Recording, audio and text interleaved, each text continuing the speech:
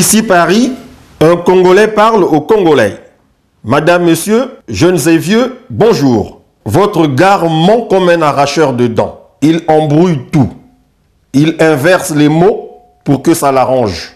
Quel talent de prestidigitateur. En me fondant sur le premier alinéa de l'article 3 de la Constitution, qui stipule que la souveraineté nationale appartient au peuple, qu'il exerce au moyen du suffrage universel par ses représentants élus ou par voie de référendum, et sur le troisième alinéa de l'article 110 de la Constitution, qui attribue l'initiative des référendums au président de la République, concurremment avec le Parlement. Version originale. Constitution du 20 janvier 2002, article 110. Le Parlement a l'initiative législative et vote seul la loi. Il consent l'impôt, vote le budget de l'État et en contrôle l'exécution. Il est saisi du projet de loi de finances dès l'ouverture de la session d'octobre. Il a l'initiative des référendums, concurremment avec le président de la République.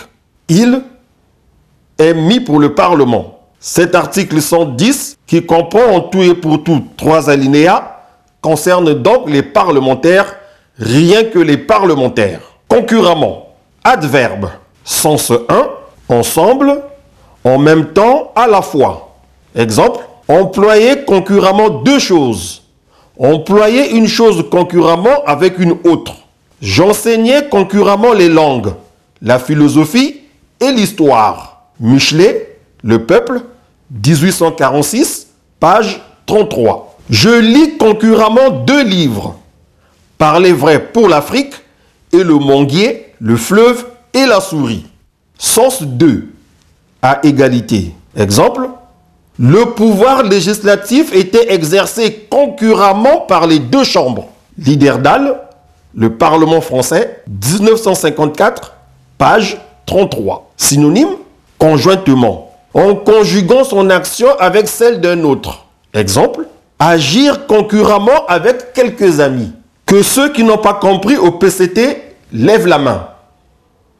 Tocard. Vous savez, cher peuple, comme celui qui a fait écrire cette constitution savait dans son fort intérieur qu'il était malhonnête, il a soufflé au rédacteur de celle-ci de ne pas verrouiller le nombre incalculable des projets de loi que le président de la République pouvait soumettre au référendum.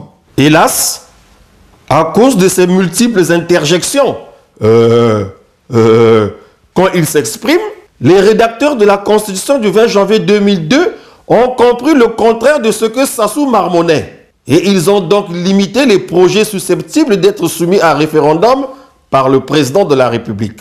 Heureux de sa constitution taillée sur mesure, Sassou n'a pas eu la présence d'esprit de demander qu'on la lui traduise en langue mboshi avant sa promulgation. Catastrophe.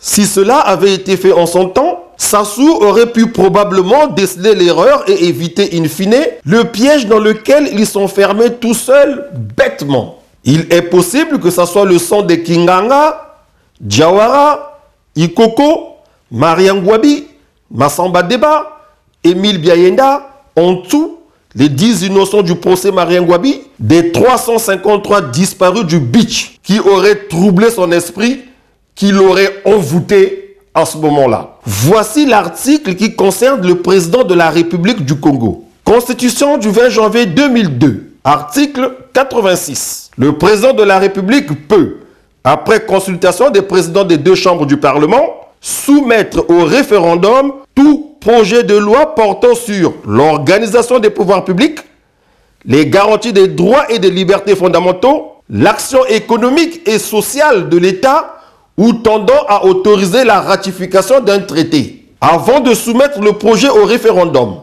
le président de la République recueille l'avis de la Cour constitutionnelle sous sa conformité à la Constitution.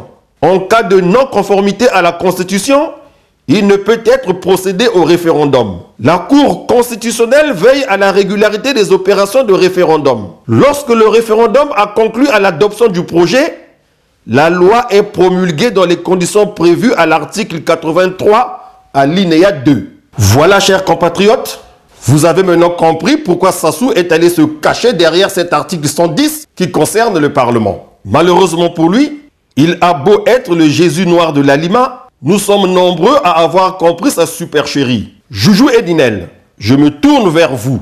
Votre père est un tricheur. Il ne mérite plus la confiance du peuple congolais. Joujou Edinel, si vous n'êtes pas des boucouteuses, si vous avez encore un cerveau, demandez à votre daron de démissionner. Car le peuple congolais l'a attrapé la main dans le sac. Joujou Edinel, votre père est un champion du parjure.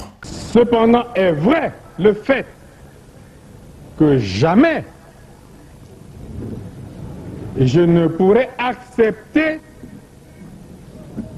que la Constitution soit violée. Peuple, on ne participe jamais à un scrutin référendaire avec des tricheurs, des magouilleurs, des trafiquants, des voleurs, des corrupteurs. Ne commettez jamais cette erreur grave.